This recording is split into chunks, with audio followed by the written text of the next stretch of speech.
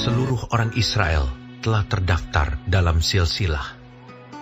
Mereka tertulis dalam kitab raja-raja Israel, sedang orang Yehuda telah diangkut ke dalam pembuangan ke Babel, oleh karena perbuatan mereka yang tidak setia.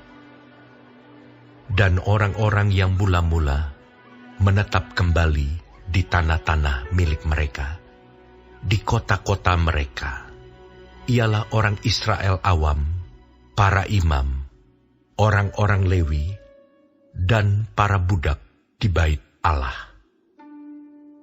Di Yerusalem tinggal orang-orang dari Bani Yehuda, dari Bani Benyamin, dari Bani Efraim, dan Manasye. Utai bin Amihud, bin Omri, bin Imri, bin Bani, dari keturunan Peres bin Yehuda. Dan dari orang Syela ialah Asaya, anak yang sulung dengan anak-anaknya. Dari keturunan Zerah ialah Yeuel, dengan sanak saudaranya, 690 orang. Dari Bani Benyamin ialah Salu bin Mesulam, bin Hodawya, bin Hasenua, Yibnea bin Yeroham, Ela bin Uzi, bin Mikri, dan Mesulam bin Sefaca, bin Rehuel, bin Yibnia, dengan sanak saudara mereka, menurut keturunan mereka, 956 orang. Semua orang itu adalah kepala puak. Dari para imam ialah Yedaya, Yoyarib, Yakin, Azaria bin Hilkia, bin Mesulam, bin Zadok, bin Merayot, bin Ahitub, pemuka rumah Allah. Lalu Adaya bin Yeroham, bin Pasyur, bin Malkia, dan Masai bin Adiel, bin Yasera, bin Mesulam, bin Mesilemit, bin Imer, dengan sanak saudara mereka, kepala-kepala puak, 1.760 orang. Orang-orang tangkas untuk menyelenggarakan ibadah di rumah Allah. Dari orang-orang Lewi ialah Semaya bin Hasub, bin Azrikam, bin Hasabiah, dari keturunan Merari. Lalu Bakbakar, Heres, Galal, dan Matanya bin Mika, bin Sikri, bin Asaf, serta Obaja bin Semaya, bin Galal, bin Yedutun, dan Berekia bin Asa, bin Elkana, yang diam di desa-desa orang Netofa. Penunggu-penunggu pintu gerbang ialah Salum, Akub, Talmon, dan Ahiman, dengan sanak saudara mereka. Salum ialah kepala.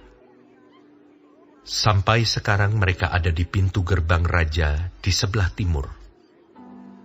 Merekalah penunggu-penunggu pintu gerbang perkemahan Bani Lewi. Salum bin Kore, bin Ebiasaf, bin Korah, dan saudara-saudara sepuaknya, yakni orang-orang Korah, mempunyai tugas jabatan sebagai penjaga-penjaga ambang pintu kemah, seperti bapa-bapa mereka bertugas di perkemahan Tuhan sebagai penjaga-penjaga pintu masuk.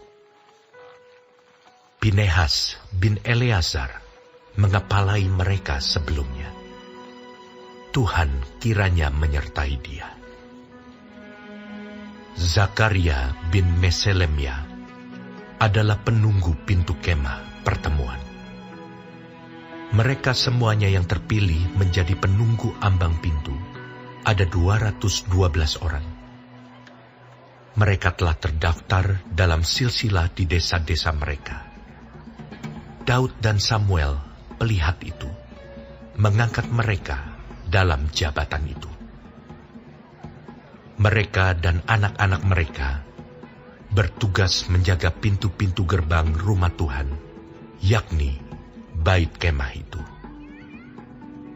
Ke arah 4 mata angin ditempatkan penunggu-penunggu pintu gerbang itu, yakni ke arah timur, barat, utara, dan selatan. Dan saudara-saudara mereka yang tinggal di desa-desa mereka pada waktu-waktu tertentu harus masuk selama 7 hari untuk bekerja bersama-sama mereka. Sedang keempat kepala penunggu pintu gerbang itu memegang jabatan tetap. Mereka adalah orang Lewi dan mengawasi bilik-bilik serta perbendaharaan rumah Allah.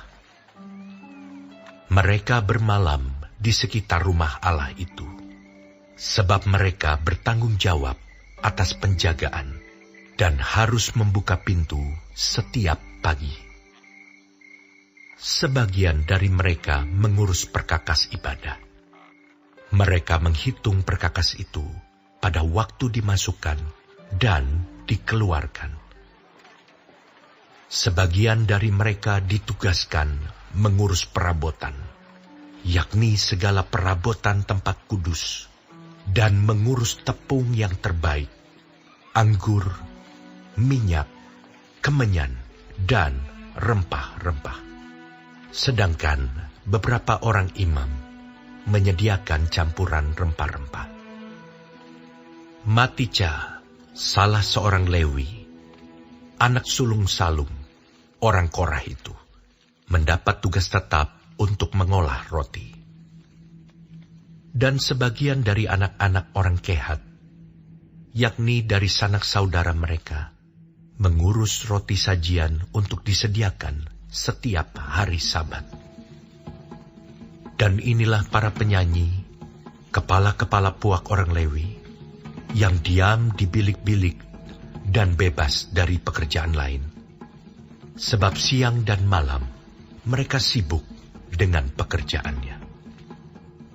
Itulah para kepala puak orang Lewi, para kepala menurut keturunan mereka. Mereka ini diam di Yerusalem. Di Gibeon diam bapa Gibeon, yakni Yeiel, dan nama istrinya ialah Maakah. Anak sulungnya ialah Abdon, lalu Zur, Kish, Baal, Ner, Nadab, Gedor, Ahio, Zakaria, dan Miklot. Miklot memperanakan Simeam. Juga mereka ini pergi diam berdekatan dengan saudara-saudara mereka di Yerusalem, bersama-sama dengan saudara mereka yang lain.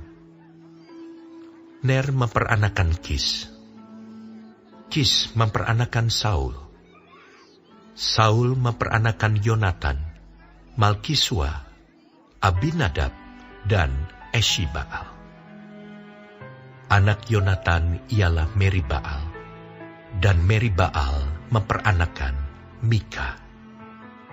Anak Mika ialah Piton, Melek, Tahrea, dan Ahas. Ahas memperanakan Yaira. Yaira memperanakan Alemet, Asmawet, dan Simri. Simri memperanakan Moza. Moza memperanakan Bina, dan anak orang ini ialah Refaya, dan anak orang ini ialah Elasa, dan anak orang ini ialah Azel. Azel mempunyai 6 orang anak, dan inilah nama-nama mereka: Azrikam, Bokhru, Ismail, Searia, Obaja, dan Hanan. Itulah anak-anak Azel.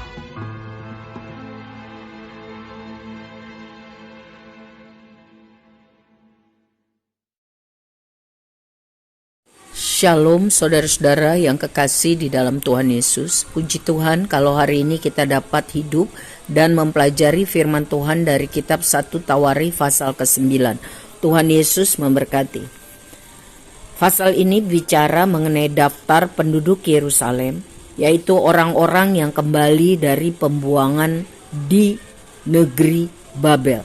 Karena orang-orang Israel sebelumnya tidak taat, tidak setia kepada Tuhan.